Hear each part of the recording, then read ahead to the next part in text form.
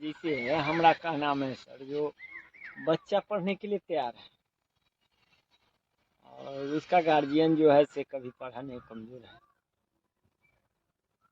और सब जगह से कमजोरी अपना नज़र से खामियां खा रहा है और बच्चा पढ़ने के लिए तैयार है, इसके लिए क्या किया जाए?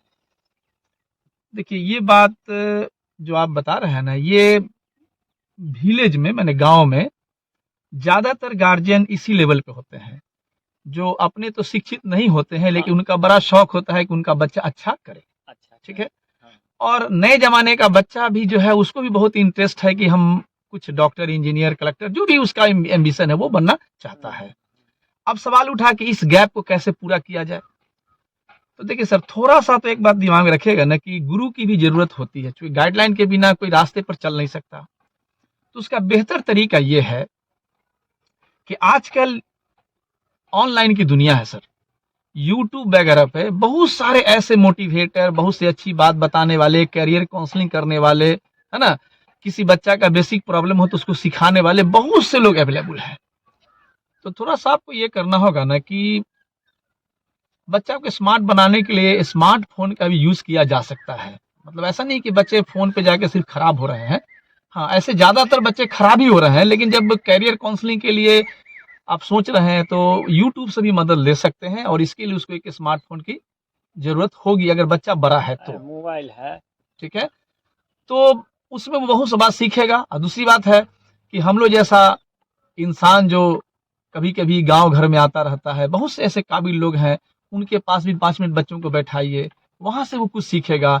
और बच्चा इतना इंटेलिजेंट इस जमाने का है कि उसको अगर थोड़ा सा भी आइडिया आप दे दीजिएगा तो वो खुद पकड़ लेता है कि मुझे क्या करना है।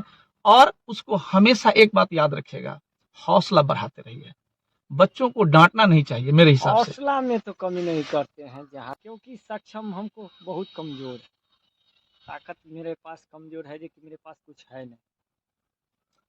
आपको एक बता दूं, आपको जितना आपको है मैं नहीं जानता कितना है, लेकिन आपसे कम वाले के बच्चे भी कलेक्टर बनते हैं। उसको कभी ये मत बोलने दीजिए कि तुम नहीं कर सकते हो, ये नहीं बोलना है। ये जरूर बता सकते हैं कि मेरी कैपेसिटी इतनी है, तो बच्चा खुद रास्ता निकाल लेता है कि गार्जियन की कैपेसिटी के हिसाब से वो कैसे मेहनत करे कि वो आगे बढ़ सकता है। हाँ, तो हम इतना ही बताते हैं जो मेरा कैपेसिटी कुछ कमजोर है। कोई बात नहीं है, हम लोग भी बहुत कमजोर कैपेसिटी के आदमी थे, लेकिन पढ़ लिख करके जब आदमी बुलंदी पर जाता है ना, तब उसकी कैपेसिटी दिखती है। और एक छोटा बात मैं बोल दूं आपको, मजदूरी अगर आप करते हैं तो उसका फायदा शाम में नजर आता है, सुबह में और अगर खटेंगे तब ना। दुकान खोलते हैं तो फायदा 3-4 महीने के बाद नजर आता है। लेकिन एजुकेशन पर इन्वेस्ट करते हैं तो 10-20 साल फायदा, 10-20 साल बाद फायदा नजर आता है। लेकिन जब नजर आता है ना तो सूरज की तरफ चमकता हुआ नजर आता है।